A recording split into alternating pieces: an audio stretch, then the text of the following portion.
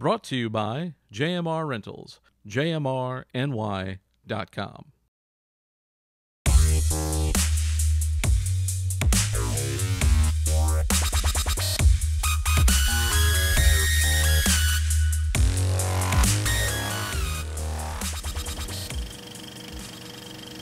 Hello and welcome to No Rest for the Weekend. I'm Jason Godbey, and today on the program, we got some films from 2022 that are currently in consideration for what will be our first ever awards show spectacular. I'm going to have more on that later, but first, joining me via Zoom, he's the man behind actuallypaid.com, Mr. William Hammon.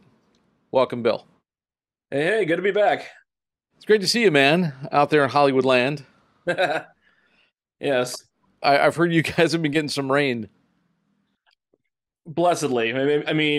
Yeah, we get it all at once in January, so we get drought and flash flooding at the same time. It's just so great. We're hoping to have our first ever award show, which will be awards for films that came out in 2022.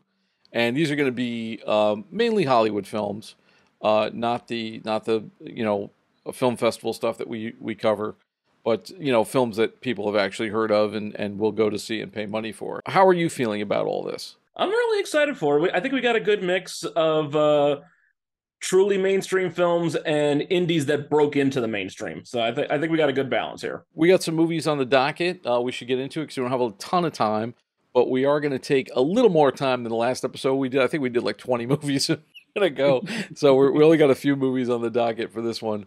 What is our first item up for bid? All right, first up, we have Women Talking, written and directed by Sarah Polley, based on an actual account of a weird case that I think happened back in 2006 in Bolivia. This film is a bit more modernized and Americanized, or maybe Canadianized. I'm not entirely sure on the setting, but basically it's a version of 12 Angry Men, but with Mennonite women. It takes place in a deeply conservative Mennonite community where the women discover, much to their horror, that they have been sexually abused for years by the men of their little commune, who, initially basically said, like, oh no, you're being possessed by a demon or you're fornicating with Satan, as one does. But once the truth is discovered, the men are arrested, but in the 48 hours until they're released on bail, the women basically have a decision to make. Do they forgive the men as their religion dictates? It literally says, like, you have to forgive the men their trespasses or you don't get into heaven. Do they stay in their community and actively resist the men, or do they pack up as one and leave en masse? That's the central conflict of this story. The heads of three families meet together in a loft in a barn, with the minutes taken by the one man they trust, played by Ben Whishaw, and they just debate what are they going to do. It's a tremendous cast. Frances McDormand has a very small role, but she serves as an executive producer. But you also have Claire Foy, Jessie Buckley, Rooney Mara, Judith Ivey in the best performance she has ever given. She's mostly known for TV work, but she's absolutely phenomenal here. And there's a lot of really good, nuanced discussions going on here, because these are women of up to 4 generations, all of whom have been raped, sometimes even impregnated from it. And they have to reconcile their faith versus their reality and what they can honestly do to them for themselves to live satisfying lives while also being true to the traditions that they've grown up with for decades, if not centuries. It it feels like one. Like I said, it's very much in the style of The Crucible or 12 Angry Men. There's basically just the one main set in the barn.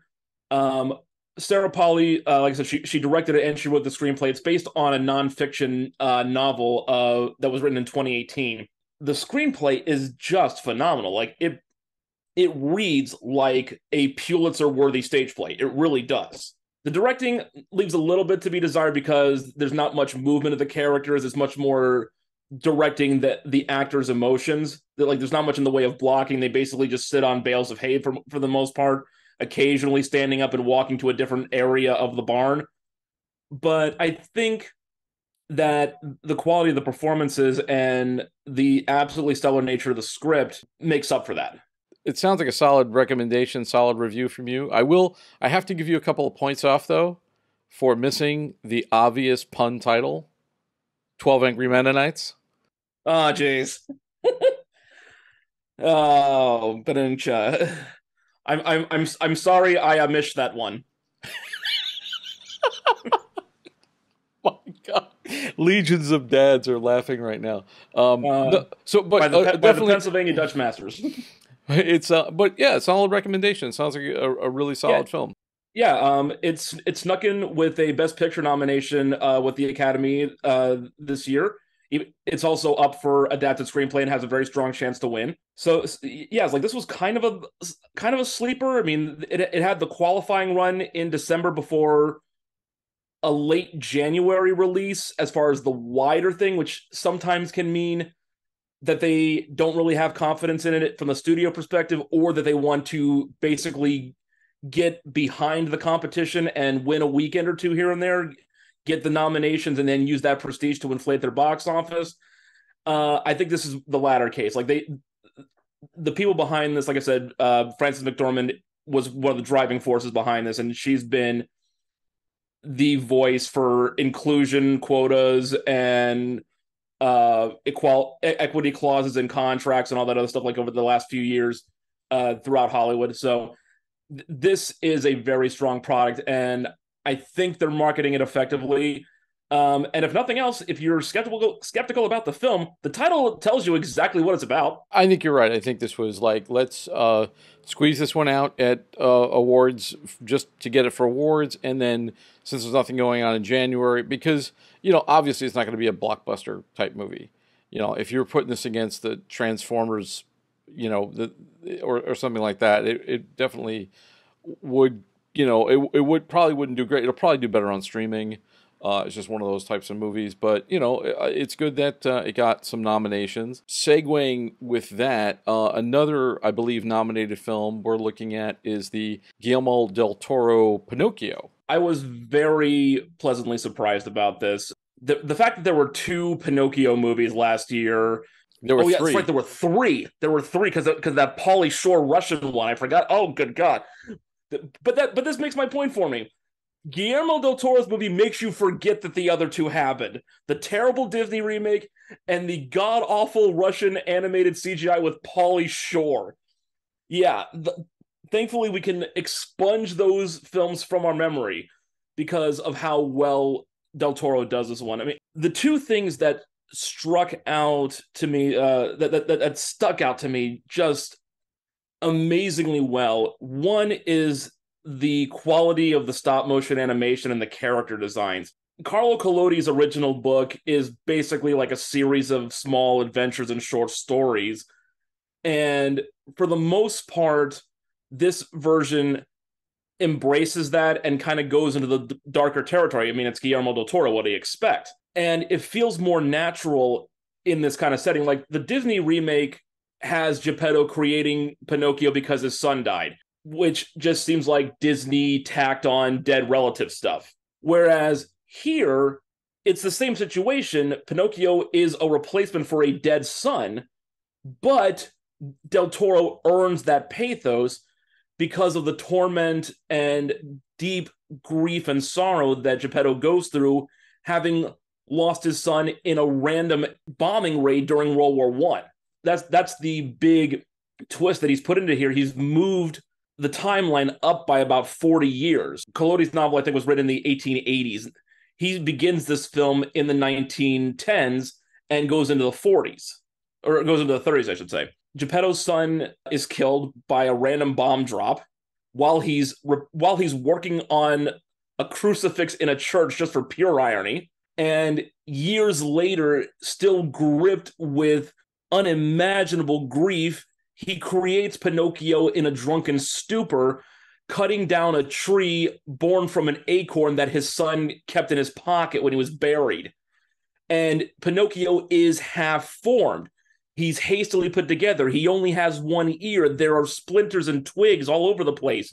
The back of his head is a bit of mallet smashing. There's true emotional heft, almost borderline insane violence in this creation that is born from grief and love. There's so many wonderful layers of contradiction that really do speak to the human experience in just the act of making Pinocchio. Then, of course, as he's brought to life and has his adventures, he's not overtly jerkish like the Italian version from a couple of years ago, and he's not truly gullible like the Disney version, but he is endlessly curious. And they try to play that more for comic relief to lighten the mood on things, because this movie really does emphasize how final death is for everyone but him. And just about every character is an analog to an aspect of his personality that he needs to learn to become a complete person, even if he never truly becomes a living boy of flesh and blood. And again, the timeline move here, this was the other thing that just really sold this movie for me, moving it up to the era of fascism, using Benito Mussolini as your villain, for lack of a better term, like seeing how the world transforms through the most mindless and crass of actions in the name of basically ego, contrasted with a puppet who is created with nothing, no id of any kind, and it's formed through his experiences rather than a sense of entitlement like the leaders of fascist Europe at the time. It's a brilliant juxtaposition. Did you see it in the theater? Yeah, I got to see it in the theater about a month before it came on Netflix. There was a limited run where it came. I think it came to L.A., New York, and Chicago very briefly, like for a 2-week run, because even though Del Toro had the agreement with Netflix, he wanted this scene on the big screen, and it does show on the big screen. Yeah, I was kind of sorry. I saw it on Netflix, and I liked it. I kind of is one of those movies I probably should have seen this on a bigger screen. I think it definitely goes deeper. I mean, it's very Del Toro. It's kind of, it's Pinocchio meets Pan's Labyrinth in a way, because that also takes place during a war and there's fascism. What I really liked about it was it wasn't the same Pinocchio that we've seen before. It was so much different than the Disney version, which is probably the most famous version of. I mean, even though there were 3 this year, the original animated Disney version is definitely the most famous of the multiple versions of Pinocchio. This, of all of the ways to make it, I think stop motion illustrates, like, the wood looks so real. Everything's got like a 3-dimensionality to it, and I also think that the sensibility. I never really thought of Pinocchio as a dark story, but it works. It works in this type of tone, and I think I first saw Del Toro in stop motion when he did Hellboy 2. With there's that great opening sequence was all with stop motion puppets. And I was like, yeah, I would definitely love to see this guy. It's like, when Tim Burton did Nightmare Before Christmas. It's just like a match made in heaven kind of thing. Yeah, him and Henry Selick, yeah. And the thing is, even with the darker aspects here, there's still some really good lighter moments. I mean, there's some great music, which I'm amazed did not get nominated for an Oscar. The song Ciao Papa was nominated for a Golden Globe and was shortlisted, but it didn't get in. There's a song about how Mussolini poops himself, and it's hilarious. You have a very game voice cast: Ewan McGregor, Tilda Swinton, Kate Blanchett playing a monkey, just a monkey eking, except when it's like puppeting other puppets that she then uses her real voice. David Bradley as Geppetto, he could have made a better casting, but even in these, comic moments, they're still speaking to the overall theme of building a life rather than building an artificial being. Like again, to compare it with the awful Disney remake, there's a scene in the Disney remake where Pinocchio, almost like as a Deus Ex Machina, lies and his nose grows, but it happens to like hook a ring of keys to get him out of a cage.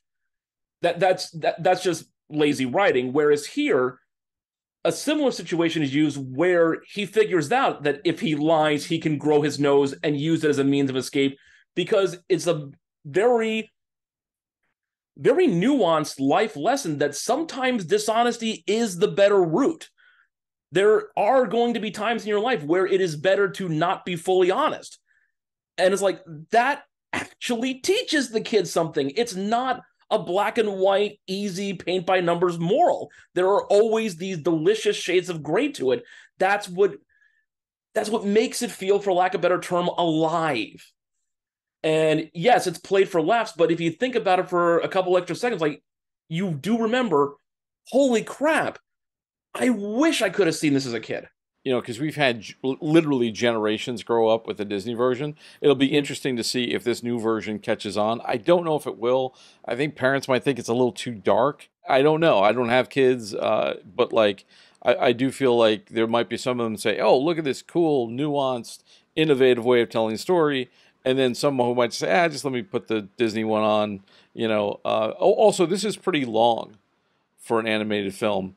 And I don't know if it's not. It doesn't feel like a kids movie to me. Yeah, more of a like an 8 to 10-year-old movie rather than like a 5-year-old's movie. But at the same time, 2021 was almost a woeful year for animation. Like, Encanto won the Oscar basically by default, but really, apart from that, you had Mitchell's versus the Machines and Flea from Denmark as the triple nominee for animated, documentary, and foreign film. But that was basically the end of the quality for animation in 21. It came roaring back as an art form this year. Like, easily 4 of my top 10 movies this year were animated. Not just with Guillermo del Toro's Pinocchio, but Inuo, Marcel the Shell, Wendell and Wild. You talk about Henry Selick in Nightmare Before Christmas. He's the one behind that. There were so many thoughtful, insightful entries that also are just endlessly entertaining.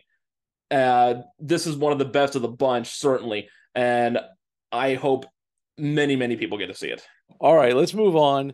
The next film, which I thought was, I have mixed feelings about. I'll get into it. So, Banshees of Inisherin, Martin McDonagh, starring Brendan Gleeson and Colin Farrell, brings the team back from In Bruges, which is a really good movie if you haven't seen In Bruges. This is 2 lifelong friends find themselves at an impasse when one abruptly cuts off their friendship, and the consequences are alarming. The movie is set against a war with Ireland and the British, right around Irish independence. So you've got that sort of, cannons in the background kind of thing. Very not subtle symbolism between a civil war and a war literally among friends. It's got a wonderful cast. Gleeson and Farrell are amazing, as they were in Bruges.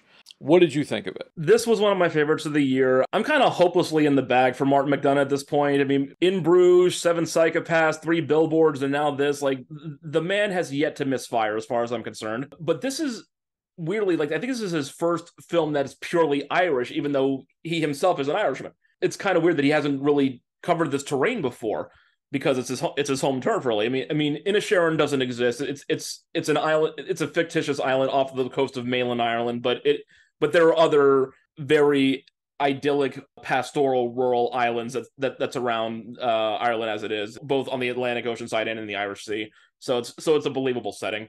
What struck me about this film, not just with the performances, because Colin Farrell and Brendan Gleeson are at the height of their powers, and not to be ignored are Kerry Condon and Barry Keoghan in fantastic supporting roles as well. The big thing here is that, like you said, it's an obvious microcosm of the big war for Irish independence going on the mainland, but it's also kind of this great form of melancholy irony, because you have an actual war with people trying to gain their freedoms for the first time in their 700-year history, basically. And then you have these 2 schmucks arguing about why they want to argue, basically. Like, I mean, Brendan Gleeson wants to cut off his friendship, and he cuts off a whole lot more. Spoilers, I guess. He wants to end this friendship because he's grown bored of Colin Farrell. That's it. He's just bored of him. He finds him monotonous and banal. And with what time he has left on this planet, he wants to focus on, writing folk music, leaving a legacy behind. And that's the brilliance of this, because both men essentially want the same thing. They want to be acknowledged. They have personal needs that need to be met. It's just that on Gleason's side, he feels that he has to fulfill it for himself. And on Farrell's side, he feels he needs to have it through interpersonal connections, especially in an area so insular where everyone knows everyone. There is no bit of gossip that doesn't like spread like wildfire and is known by the entire community. So any change in the status quo is a life-altering event for him. I mean, he's a simple dairyman, and his best friend in the world no longer wants anything to do with him. And what's worse, he knows he didn't do anything. He's even told he didn't do anything. It's just Gleason's finished with him.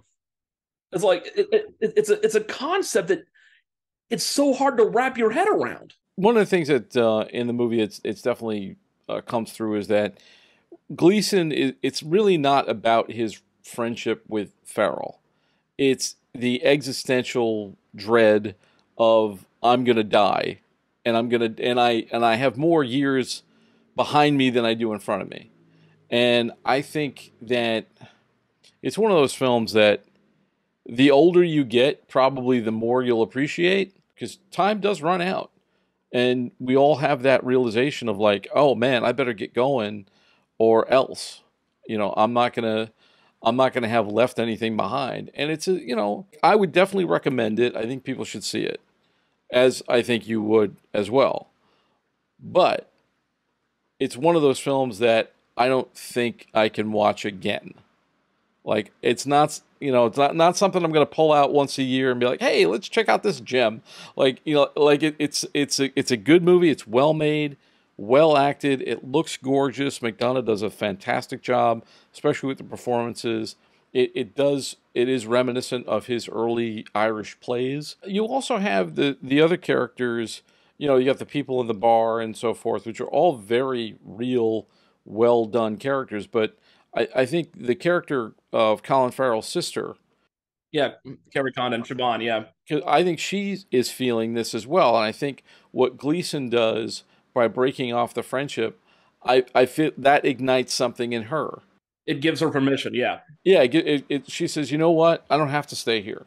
I can do something different in my life. The late great Stephen Sondheim said in the song, you only leave two things behind in this world, children and art. And Gleason's realized, he's like, I don't have any kids.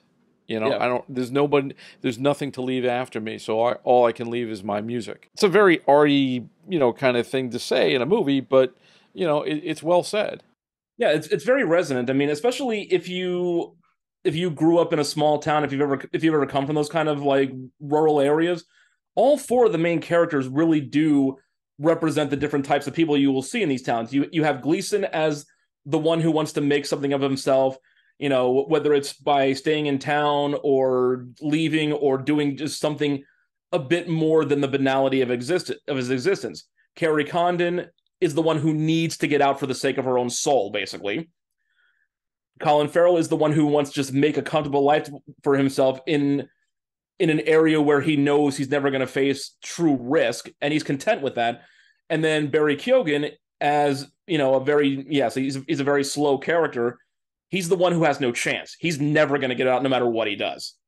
And again, like if you've ever lived in these communities, you can point out all four of these people everywhere you look.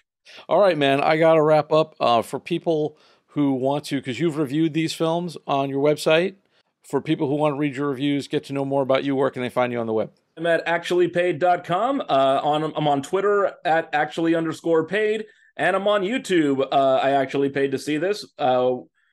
The Oscar Blitz is well in order right now. We're going to have you back to talk about some more films as the lead up to the awards. But for now, thank you all for taking this trip down the rabbit hole once again. Now, for more of our content, you can always find it on the website, norestfortheweekendpodcast.com. Don't forget to subscribe on your favorite podcast app or on YouTube, youtube.com/getbehindtherabbit. Once again, I'd like to thank my good friend William Hammon and the folks at JMR Rentals for sponsoring this episode. For Behind the Rabbit Productions, I'm Jason Godbey. Thanks for joining us. See you next time.